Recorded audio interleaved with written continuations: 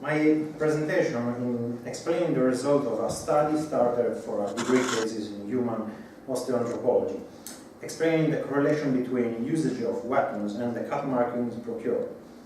To a complementary approach to the study of prehistoric warfare, this study makes use both of experimental archaeology, reenactment, historical reconstruction, and historical fencing, linking the usage of weapons to the interpretation of the society that has used it.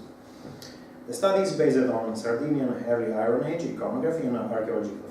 The Nuragic civilization starts in Sardinia, Italy, in 1800 BC in the Ancient Bronze Age, and ends around 500 BC with the Punic conquest of the island.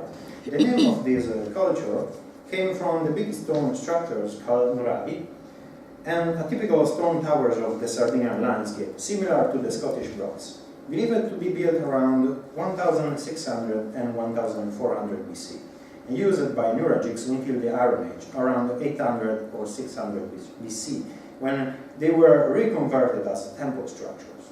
Other structures typical of the Nuragic culture are the giant's tomb and the sacred wells.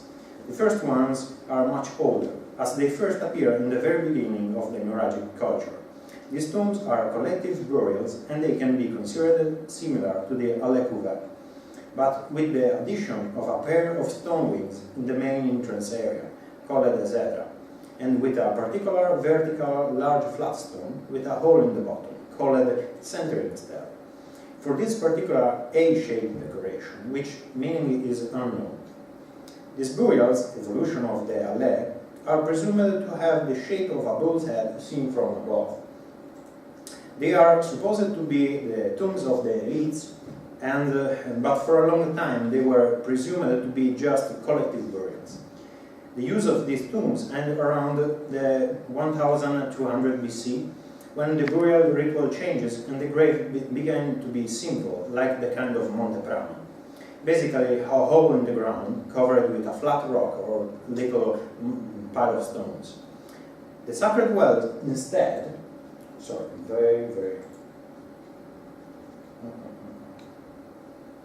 Okay, these are the tombs of Mont'é Prama. As you can see, they are very simple, just basically a hole in the ground. And the skeleton has been found like in a child position, like in the womb of the mother. And then we have the sacred wells. They have like all this architecture, particular shape of both this. It's like it's in the beginning what they presumed they were like megarons, but they now call a general term Inantis temples, like the Greek ones, but they are very different. And this is the Nuragic statues all found inside these temples, water temples and Inantis temples, and they are presumed to be the whole population. We see warriors and chiefs and priestesses, etc. But we were talking about here. The sacred wells, instead, are typically used as sanctuaries when they first appear in the Middle and Late Bronze Age. They are presumed to be later than the Nuragi, and for sure they were used for rituals, offerings, and meetings. In these temples, it was found the most part of the bronze statues of chieftains and warriors, similar to the representation of the stone statues of Mont'é Prama, height nearly 2 meters, named by the place where they have been found, a little hill near the village of Cabras in the Oristano city area. It's very interesting the debate around the dating of these statues. The Sardinian scholars are divided into those who date the statues around 1100 BC and 1000 BC, and the ones dating the statues around 900 or 800 BC. These stone statues represent mainly warriors, like the little bronze statues, different figures of shielded swordsmen, archers, and hypothetical shielded boxers, but no chieftains, like this one. Of course, one of the main questions regarding these figures are what was their role, what sort of combat this warrior fought. Later on I will talk you about the experimental studies I have done on these figures, especially about the boxers. The Nuragic culture in 100 years of studies was interpreted as a chieftain. with the main leader identified at that time with the name Capo Tribù or tribe leader, that now we know is incorrect, and his elite warriors, represented in other examples.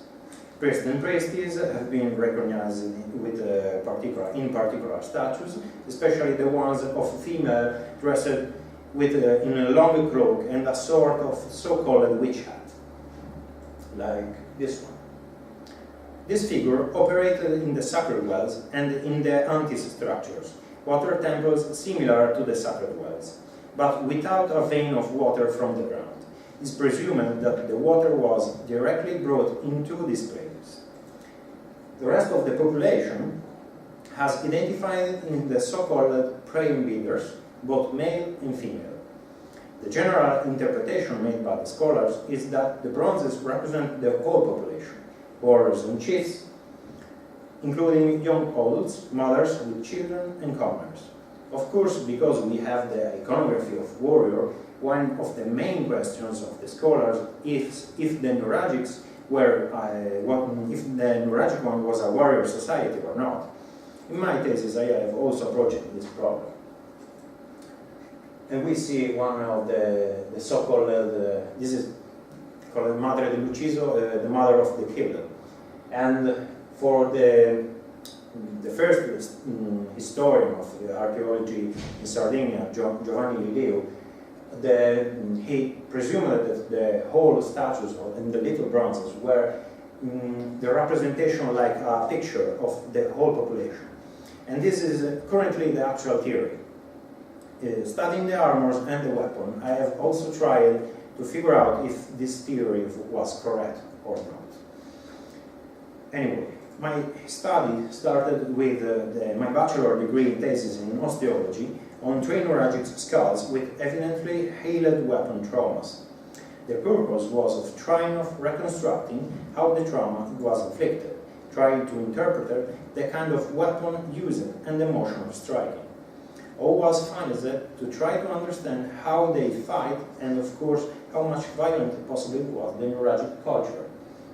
The whole anthropological study was based on 3 different aspects of my background: historical fencing, reenactment and reconstruction, and experimental archaeology. The archaeology support was given by Professor Anna de Palmas, and the osteological part by Professors Rosalba and Giovanni Flores of Cagliari University. The thesis is divided into different parts. In the first, I have approached the main question from an anthropological view.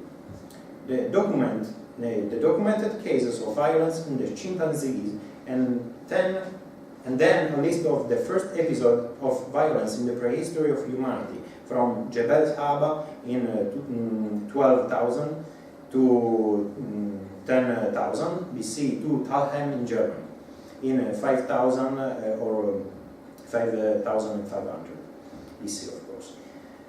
Then I have looked into the osteological finds of prehistoric Sardinia in the period before the Nuragic, the so-called pre-Nuragic period. We have different examples of bone and obsidian weapons used for injuring other members of the same species. From 10,000 BC to the Otsiri culture, the Neolithic and is 3,200 to 2,800 BC, passing through the beginning of the Copper Age in Sardinia, 2,700 to 2,500 BC, with the case of Gherreris, that is this one, in which we have a human jaw with a shard of obsidian weapon, and another one is the Mont'é Prama culture, this one, with a skull partially sculpted. The pre-Nuragic evidence of human traumas ends with the Ancient Bronze Age in Sardinia associated with the Bonanaro culture. The remains are friendly called Cisaia, that means old grandmother in Sardinia. The woman had different traumas and suffered from various illnesses. The subject has an evident healed trauma on the left shoulder and left arm, which is supposed to be a paring fracture.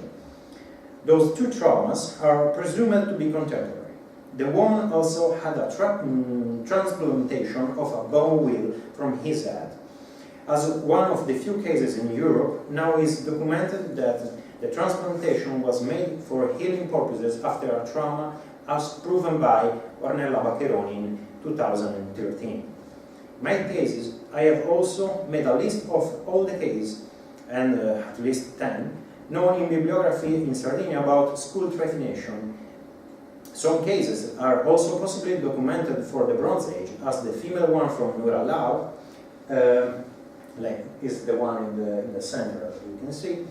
And this part was necessary, as we have to distinguish possible ritual surgery from curettage made for healing purposes, as can be for the one in the Nuragic skulls study.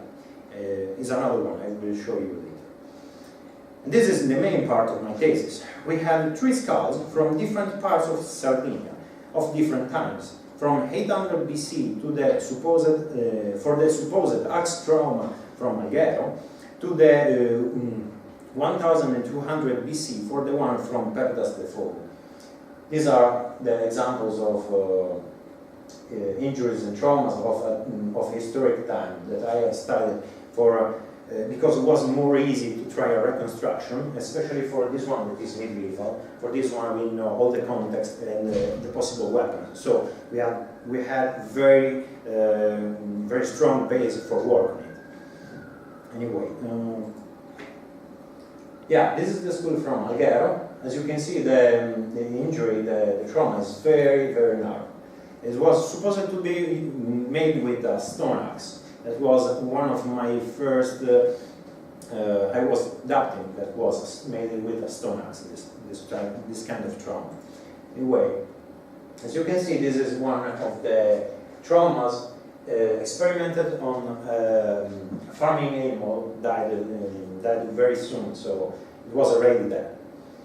And we used a metal axe for doing this trauma. As you can see, it's very, very similar of the previous one on the human bone.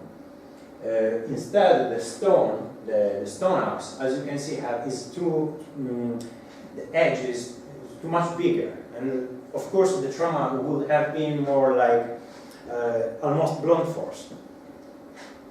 Anyway, this is the skull from Perdas de Fogo that I was talking about.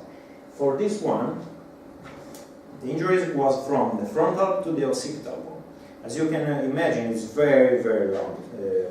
It's a long trauma. For this reason, it's presumed to be a long blade with a great cutting power. In Sardinia, at that time, there are no other weapons that can do the same kind of damage. So we have presumed that the weapon could have been a Sardinian pistiliforme sword that can be similar to the British limehouse, at least in shape, but with more accentuated curvatures in the final part of the blade. Moreover, we have determined, as for the previous skulls, that the angle which the aggressor had swung the weapon.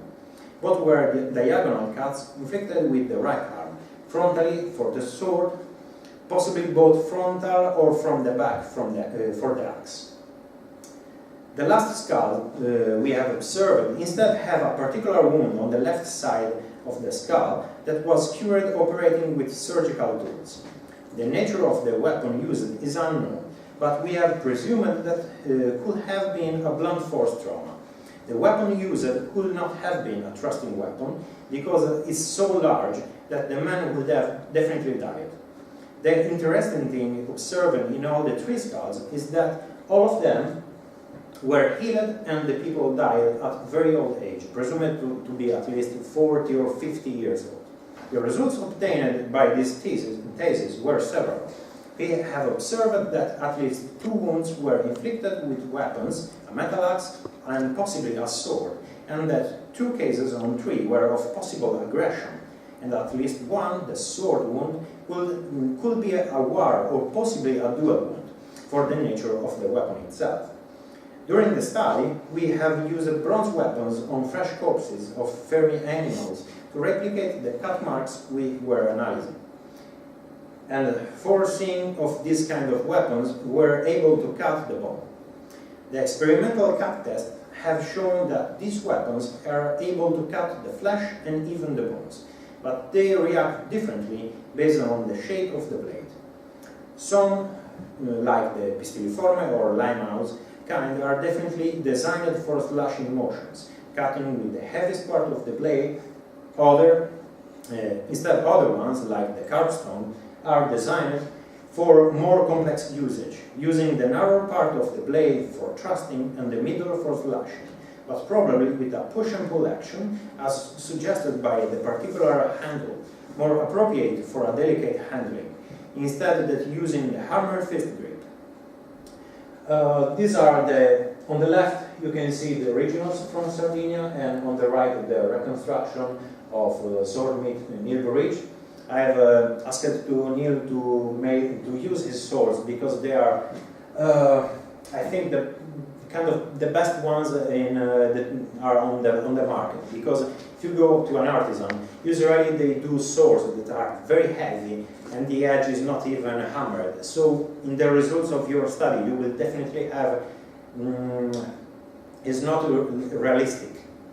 So, as I see also, Andrea used the same swords for his experimentation. That was very, for me, I was very satisfied.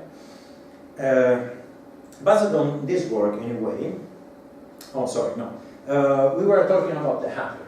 As you can see, these swords are like an evolution of the carvestone, but you see in the part called the ricasso, that is this one, in the Renaissance swords. That part was usually used to put the index finger on it for have more control on the blade, especially for the thrusting.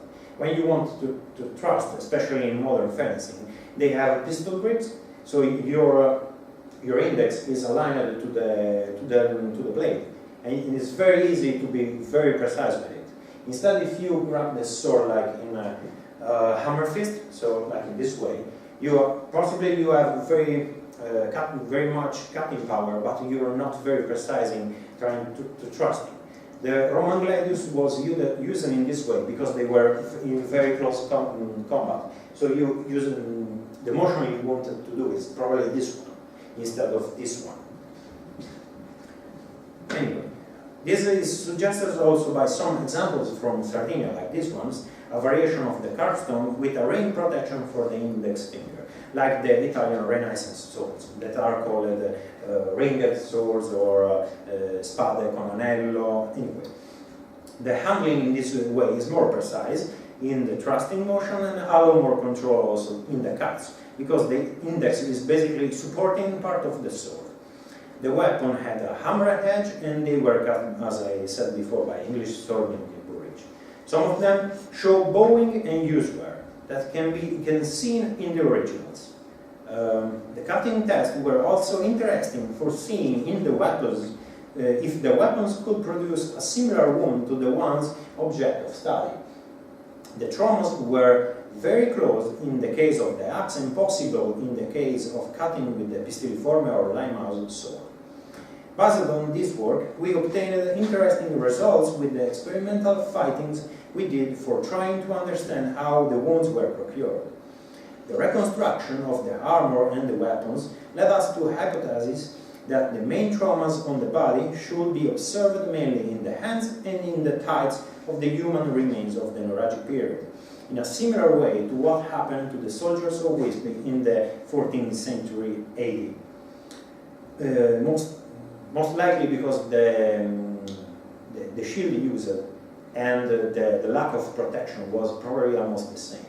So when you're fighting with a small shield, usually the leg is not covered, and if you use it very close to your body, the possibility that the cuts will go to the legs are very much like a possibility that can happen. So, and of course the hand, if it is not covered with some kind of armor, you in the moment when you're trying to strike the opponent, you're going out from the covering of your shield. So this is one of the main objects to cut. So other evidence suggests that the motion for striking with specific swords during the Bronze Age and the beginning of the Iron Age were made in a particular way, different from the one used in the past with swords from the medieval time on. This can be applied also in the way these warriors fought, mainly using the shield for parrying and striking with the weapon, as probably was in the classic and Hellenistic times, when the metallurgy of weapons and swords will still not allow using iron or low carbon steel weapons to parry the blows. How was done from medieval times, with more performing kind of steels. Like we have some treatises that show like 133 from London Tower, or the German ones, or even Fiore di Liberi from the Italian 14th century, that they used to do the first strike, trying to control the opponent's weapon.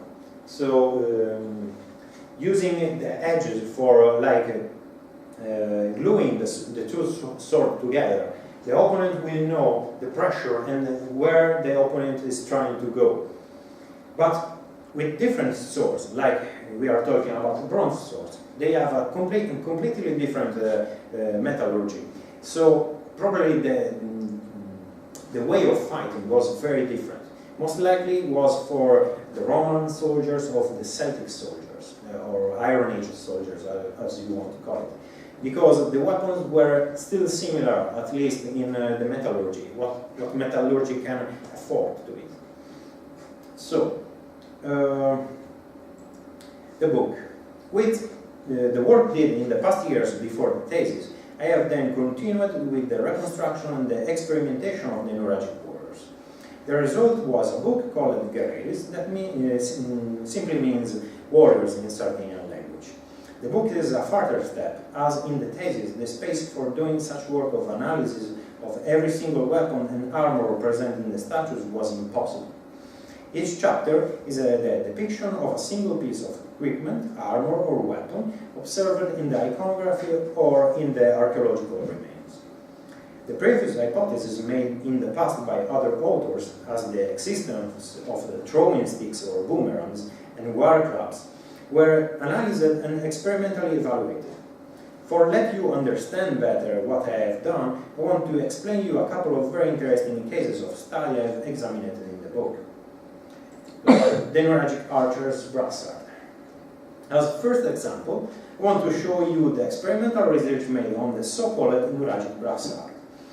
As for Bell-Beaker's brassard, the archaeologists have presumed that the arm protection used by the Nuragic archers were useful for protecting the inside part of the bow's arm from the hit of the string during the release. These are all examples of presumed Nuragic brassards.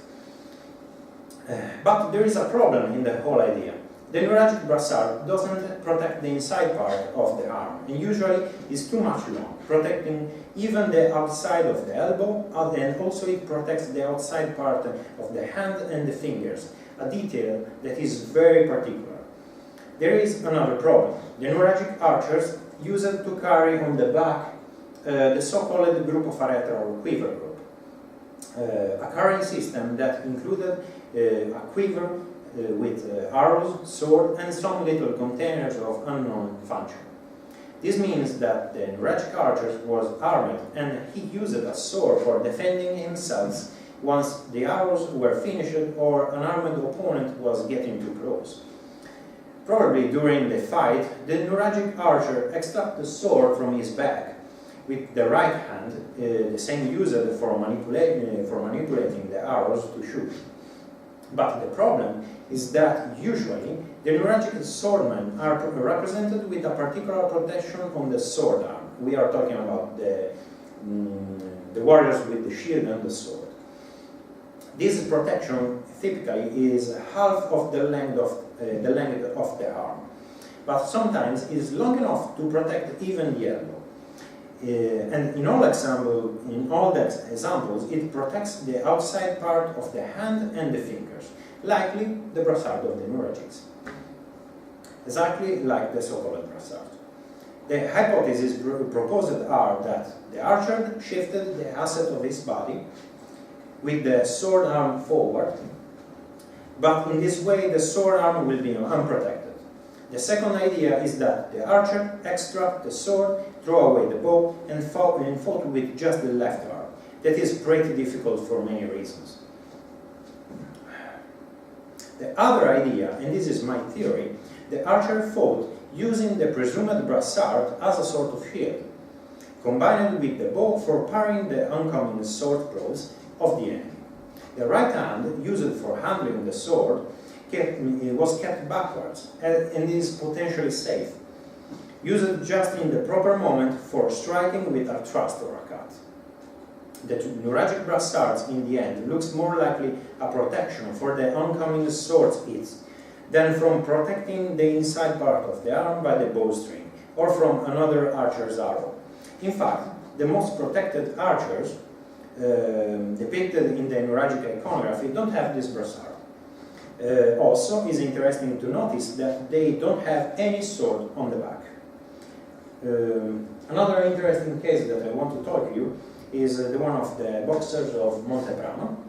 As I said previously, the Nuragic statues show different warriors, shielded sword fighters, archers, and so-called boxers like this one. These boxers have been compared to the Greek and Roman boxers of centuries later. The main difference, however, is the fact that this boxer used shields, or at least this is the opinion of the most part of the scholars. The combatants are naked except for the V-shaped skirt around the waist. This is a reconstruction of the shield used by these boxers. The left arm carries a shield, possibly leather, reinforced with thin, long pieces of wood and secured with a handle and a strap. The right arm is wrapped inside a long brace protection with round spheric protection for the hand and sometimes a band on the humerus. The glove seems to have, especially in the little bronze statues, some studs. So, the idea is that these fighters fought each other striking the opponent that used the shield for protecting the body and the head of the damages procured by the stud. But trying to reconstructing this kind of combat, I have studied ancient boxing and reconstructed the panoply. The idea of scholars on this combat was that the boxers could have done the punches like in a modern way. But as we know from other studies in an armed ancient combat, like Pancration or Pygmakia, they have different strikes, especially the so-called hammer fist, or basically this one. So, trying to making a good reconstruction, I have analyzed the most perfect examples of Nuragic boxing gloves that we have, the ones of the statues of Mont'é Prama. As you can see, this one is from a little bronze of 8 centimeters, and this one is from the statues that are height 2 meters. The detail that we can see is much more appreciable, as we can see. In the bronze, there is like, this can be the spheric glove, and this part is presumed to be like a stud or something. But in the stone statues, they are more precise, so we have this thing that can be a stud, and this part that looks like a guard. And it's very, very strange because it is L-shaped, as you can see. So, obviously, in this glove, we can observe that the stud is not all over the round part of the glove, so the striking motion will be different, not a jab or another kind, but probably was this one, because the stud is under the pinky, so there are no other strikes out of it. So, furthermore, we see a transversal protection for the fist located above the stud. Because so, obviously the gesture of the striking cannot be like in the modern boxing, but the only strikes that can be done must be hammer fist ones. This motion with the arm, remember the one used for striking with weapons. In fact, trying to making a reconstruction of this particular glove, and I will show you later, I have realized that the final shape is more similar to a weapon used in Nuragic time. In fact, you can see this is the supposed stud, and this is the, let's call it guard, or hilt. Okay. So I have tried to do a reconstruction that was very close to the original one, and in the first try was this sort of thing that you can see also there. but it wasn't very effective, as that needed some kind of handle inside for trying to secure the thing to the glove. As you can see, this was the first try. So, trying to be very close to the original with the first idea of boxing glove with studs all over. It was put away. I have tried to do something close to this one, to this direction. So I have tried to make in the first reference to the second reconstruction, like in this way. As you can see, if you grab the thing like this, like in this way, you can see that for doing something like this, you needed to fix it to the glove. So I needed another thing that was probably a handle that would go inside the boxing glove. So I needed something to grab, something to be more secure with the glove itself. But for doing such thing, I needed to make a hole in the glove, and it was very awkward, or try to fix it with some kind of glue, but it didn't work, because at the first strike you will have lost the thing.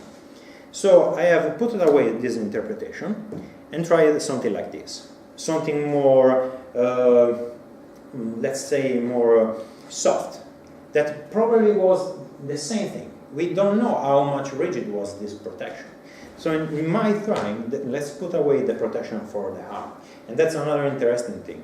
If you have this kind of protection that goes like for the brassard of the archers, protects also the elbow. And that's also an interesting detail. But let's go to the glove and just on it. So, if I have something like this, you can see that is similar to the representation of the statue, but when I was trying to do a reconstruction, as I do some bronze casting in the meantime, this was very close to this one, and this is the so-called daga, El Sagamata knife or dagger, and usually is carried by the chiefs and the warriors of Nuragic society. In the statues of, not in the statues of Mont'é Prama, just on the little bronzes. In all the statues of Mont'é Prama, there are no El Sagamata knives on it. So my idea at some point was that what we see in this part was just a broken blade. So you're basically seeing some kind of armored combat instead of like a boxing combat with shields. And this is explained why they are using a shield. Because for just protecting from the stab didn't mean nothing. I mean, Roman pigmachia was done with the same studs. They used even a glass on the glove for procuring more damage to the adversary. So, but the reconstruction and the archaeological findings are very similar.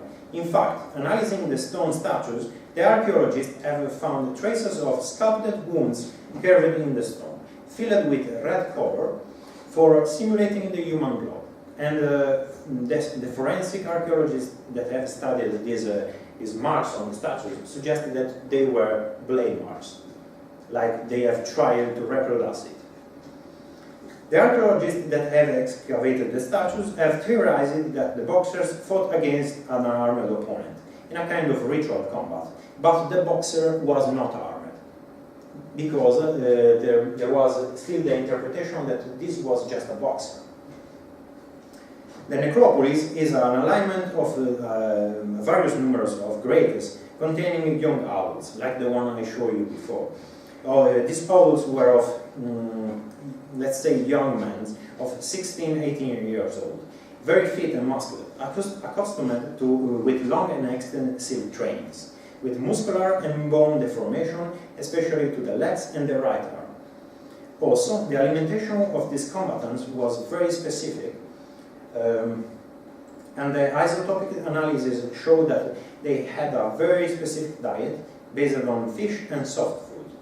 All the data seems to push to a necropolis of young elite warriors that possibly fought in a ritual combat armed with shield and, if my theory is correct, with the iconic gamma-hilted dagger carried usually by chieftains and warriors of the Nuragic society. To be fair, the osteological analysis on the bones of the necropolis of Mont'é Prama, the anthropologists have found more blunt force traumas than blade cut marks. And this is definitely an aspect that needs to be explained. In my honest opinion, I think that these warriors can be considered some sort of predecessors of the Etruscan and Roman bustuari, sort of, let's call it gladiators, that used to fight to the death, or in a more ritual combat, next to the bustos. That was the funeral pyre. We have a similar description also in the Iliad, with the fights organized by Achilles for Patroclus' funeral. The final argument that I want to tell you, let's see for a moment the picture. This is the boxing glove from one of the Mont'é Prama statues, and this is the same dagger I have reconstructed, but I have drawn the picture, the photography, like trying to have the blade in front of me. So I see basically the same kind of guard that the hilt that I see in the statue. And this is why I've tried to do this kind of reconstruction with the dagger.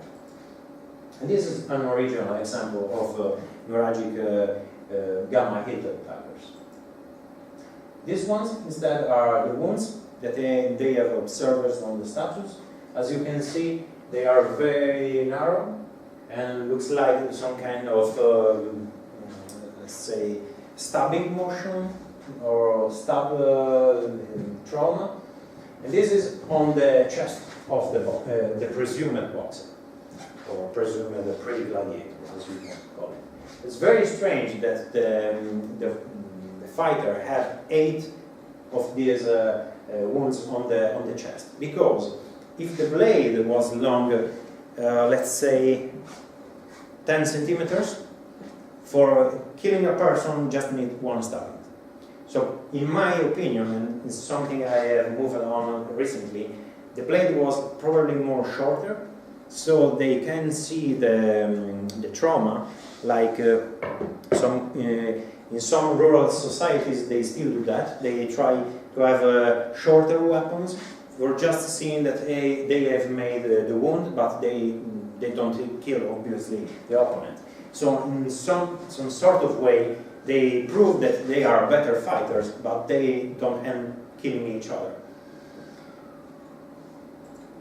And this is the end for this part. Anyway, the final argument I want to talk about, and is something I have thinking about after doing this research, is about the possible identity of the figures represented in the iconography. As I said in the beginning, the Nuragic society is interpreted mainly using the bronze iconography. There is the chief, the soldier that supports him, the priestess and priestesses. Just a second. Commoners and beaters. But what information we have obtained studying the weapons and the armor and general equipment of these statues? Speaking about the weapons, we see in the bronzes that the figures carry particular weapons. This weapon, before interpreted as throwing sticks or boomerangs, now appear as particular swords, known as votive swords.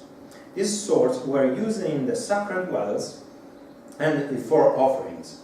Usually, the swords were broken and the parts used for creating the gamma-hilted knife or daggers that I was talking about before.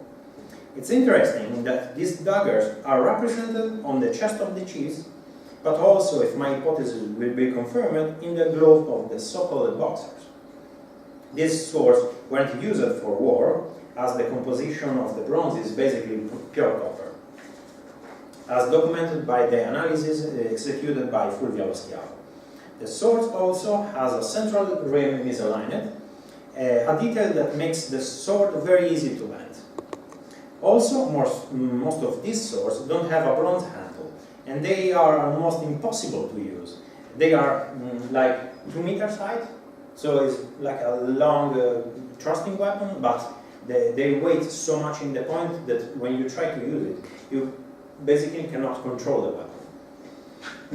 And of course, there are a few cases of bronze handles. So the handle probably was used in wood or horn that is very weak for this kind of swords. But also this motion of thrusting doesn't seem plausible. The other interesting detail is that very often the warriors used to carry more of these swords in the shield. The idea that the warriors could use the extra swords for fighting was the main weapon. This is the original idea. They supposed that these swords were like throwing swords, or when one was bent, they passed it to the other one. But reconstructing the shield, we have seen that usually the swords pass in the middle of the shield, as you can see from some statues that are represented. But in this part, of course, there is the handle. So this means that the warriors was using the hand for handling both the shield and the swords. So we are talking about one handle for the shield and 4 handles, let's say 4 swords. So it will be like something like this to grab on it. This means that there is no like some way for putting the swords behind the shield, like some kind of sheath or something. And this is interesting, as the weapons were presumed for a long time the backup swords for that were throw or daggers or huge bronze pins. The other interesting factor regarding the weapons carried by the bronzes is the identity of the so-called Nuragic boomerang. This idea is based on a particular bronze carrying this. These are all the examples of the handle or the representation of these swords in the little bronze statues. As you can see, it's not very obvious that they are the votive swords, because the dimensions are so little. We are talking about 5 centimeters, sometimes even 3. Best examples 10, 15 sometimes. So you see this kind of shape, but you can definitely see the handle. The handle is very close to the original ones, and this is something to work. As you can see, these ones are original handles, very close to the ones used or carried by in the little statues. And this one is in a German collection. You can definitely see the central ring, and this depiction is the most closest one to the original object. And these are all the examples in the shield and the one carried by the statues. This one is in stone, and this is from Mont'é Prama. So in other examples like this one, we have bronze apples, but in this one, you can still see the parts of the casting, so the sword was not finished.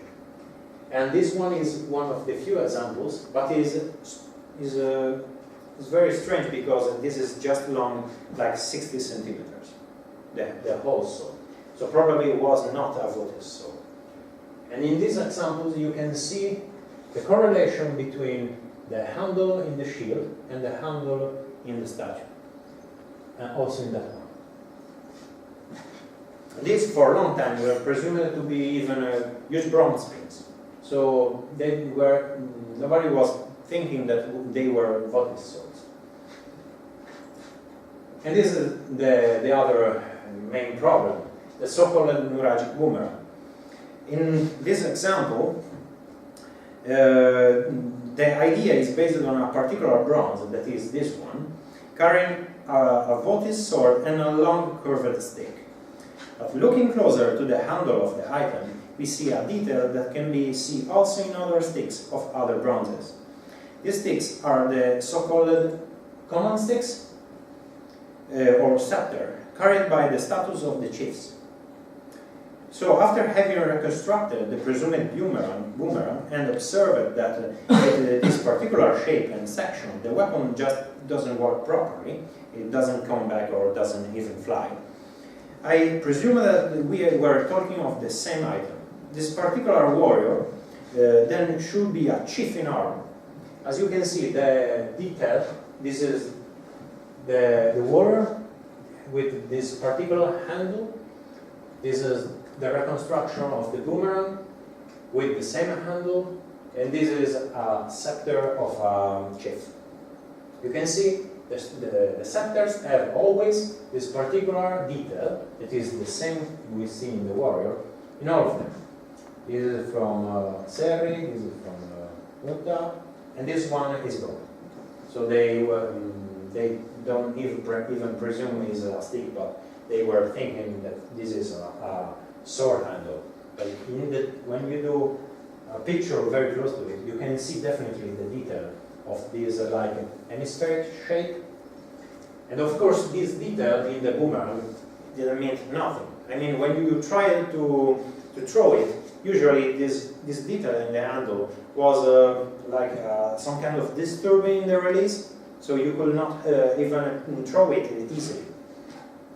And this is another example of a chief with this kind of scepter, but in this example we see that, as for the other ones, the whole scepter is straight. So probably it was just a bending in the statue. And because the warrior doesn't have like the usual items that can tell us that he is a chief, everybody was thinking that it was just a warrior. It doesn't have the normal hat, doesn't have the cloak, so doesn't have the dagger, the gamma-hilted knife on the chest. So everybody was thinking that was just a warrior. But let's skip to another picture. We see this is kind of sticks or scepters in other bronzes. Usually, these kind of sticks have the same detail, and they have like this particular shape in the handle. So, especially in the statues called the fellow soldiers, that are the ones on the left, top left. In this representation, we see a horned warrior armed with Votis sword, and the other one using a stick, with a stick resting on his shoulder. But many authors have suggested a range of different weapons as possible solution, but not even one seems certain. A closer look to the handle documents that the particular shape of it. Of course, we have tried to make a reconstruction, and the final shape, as we suggested before for the presumed boomerang, is very close to the scepter's angle. So, if the hypotheses are correct, this means that all the statues of presumed stick fighters with the same detail instead are carrying the chief scepters, as can be for that one, and this one that have the same kind of helmet of that one. You see, in the picture, the representation are very close between them. Like in this one. This one we have the same details of the fellow soldiers with the same stick carried on the shoulder, the same, let's say, stola on the left shoulder of this one, and this one has the same stola but is a so-called praying leader. So it's bringing an offering of a lamb to the sacrifice. But we see the same kind of stola in other bronzes, like these ones. And of course we see also the dagger-hilted dagger, the gamma-hilted dagger, and also the hat, same hat that we see in the chiefs. So this is a collection of different chiefs, and some of them are just offering leaders. If you don't see the whole statue, you definitely see always the same kind of hat, or possibly it was some kind of other ritual, some kind of different kind of dressing or something, but it's definitely always the same thing. So, if this hypothesis of the so-called this kind of stola, this detail that all they have in common, they have the same representation of this stole kept on the figure's shoulder. The reconstruction showed that this piece of equipment is useless for defensive purposes. In this reconstruction, we have tried to reproduce what we've seen in the statue. But the reenactors that have tried to use it, they always try to add a belt to this thing.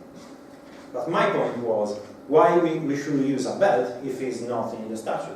I mean, we are adding something to the figure, to the whole thing, for trying to make it like usable to us. But probably they don't want it. So, if the idea is correct, this kind of stole that is basically useless for protecting the soldier or doesn't work when you're trying to do some kind of works like cutting the corpses and stuff like that, probably was some kind of symbol. And like a Roman toga can give you some kind of idea. So, in our shrines, we have taken the stola carried from the statue we were seeing before, and we have tried to unfold it. This simple idea is the same thing you see in the chiefs. You have this in this example, the stola and the presumed war stick. In this example, you change the helmet and you have the stola used as a cloak and the stick used as a scepter, and you have the representation of a chief. So probably all these presumed stick fighters are all representation of chiefs. But why they are like in this guy's kind of dressing? Because we didn't know they were. We didn't even presume that they were chiefs. The whole idea of the Nuragic society is a depiction with chief, soldiers, and all the rest of the people, like commoners. But if we think about it, at the time, the representation were just used for the high-class people, not for offering like for some kind of these builders are called shepherds. I don't think at the time shepherd could afford the bronze for making a representation of him. So we have tried to give this explanation, and this is the final result. Compare the builders with the other statues, you can notice that they have in common also the gamma-hilted knife and the particular hat they wear. But this, I already spoke about this. So the difference between this representation is just the cape used by the chiefs. In my opinion, a possible solution is that the stole carried by the builders is the same cape, folded and left on the shoulder, with the scepter reversed upside down. Why these two differences in the representation? We can just speculate about it. In my opinion, the Nuragic statues in general represent the same figure, not chiefs and warriors and commoners, instead chiefs, armed chiefs with a complete panoply for war, and of course you have offering chiefs. This of course changed radically the pictures that we have for the Nuragic society, and a deep revision at least will be necessary, but just if this theory will be considered valid. And that's all for my presentation. Thank you very much for your attention, and if anybody has questions.